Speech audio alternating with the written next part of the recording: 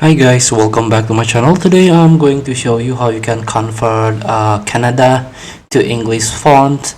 So if you are native speaker, native to India, native to a Kannada native speakers, here there's a rich history about Kannada, and because of work or because of something, you need to translate or you need to convert to English.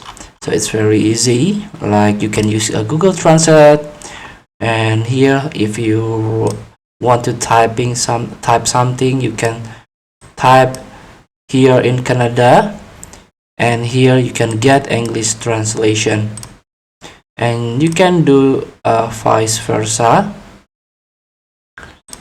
There are some website that can provide you with this. For example, this typing Baba, but beware, you have to aware about the ads. There are some ads here. So, and if you are using your like iPhone or Android, you can also download from Play Store. There are some nowadays there are some application that can convert the Kannada fonts or Kannada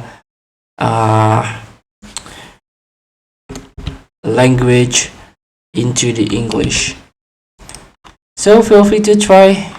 Thank you for watching. Don't forget to comment, like, and subscribe. Also click next button below. See you in the next video.